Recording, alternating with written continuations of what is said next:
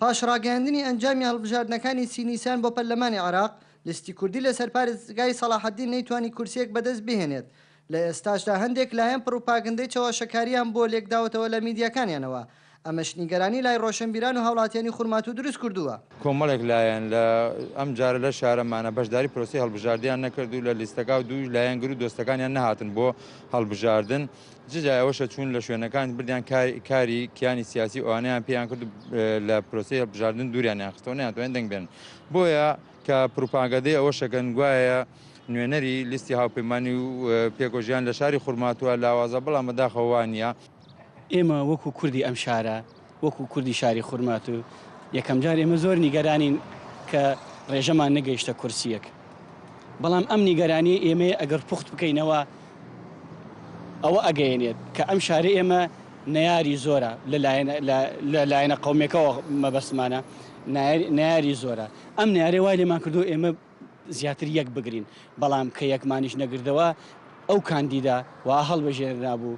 ئەو کاندیدا وا بزانم دەنگێکی زۆری هێنا، نزیکەی 15,000 زیاتر دەنگی هێنا. ئەو دەنگەیە یعنی من چەند برادێکم بینیوت برادری تورکمان ئەڵێن ئەو دەنگانە کەوا ئەو بەڕێزە هێنای ڕەنگە بە هەر سێ کاندیدەکەی ئێمە کە دەرچوونە لە ئەنجومەنی لە پەرلەمانی عێراقا بەقەدەر ئەو دەنگیان نەهێناوە.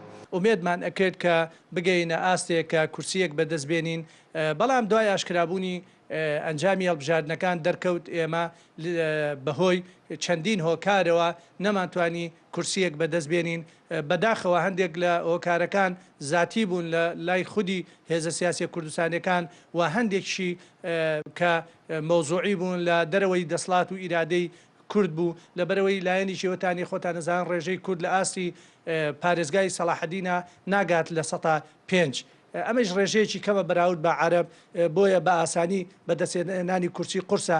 ئەگەر چی سەرڕای ئەوەی کە ئێمە 22,000 دەنگمان بەدەستێناوە و کاندیدەکەمان نزگەی 7,000 دەنگی بەدەستێناوە وەکو کاندید یەکەمە لەسەر ئاستی سەلاحەدین. بەڵام ئەو هۆکارانی کە کاریگەریان هەبوو بۆ سەر پرۆسەکەوە بۆ سەر کەمبوونەوەی دەنگی کورد بەشێکی بۆ هەندێک لە هێزە سیاسی کوردستانیەکان ئەگەڕێتەوە. بەداخەوە ڕۆڵێکی خراپیان جێڕا لە ساردکردنەوەی هاوڵاتیانی کورد لە ترساندنی هاوڵاتیانی کورد بۆ ئەوەی بەشداری لە پرۆسەکانەکەن. وەک چون توێژەکانی خورماتوو و چاودێرانی سیاسی دەڵێن بەشداری نەکردنی ئەندامانی هەندێک لایەنی سیاسی کوردی لە دەنگدانی سینیساندا و چەندین هۆیتر هۆکاری بەدەستنهێنانی کورسی پەرلەمانی عێراق بوون لە سەرپارێزگای سەلاحەدین بۆ لیستی برایەتی و پێکەوە ژیان کە لیستی لایەنە کوردیەکان بوو. کاروان حەبیب، کورد سات نیوز، خورماتوو.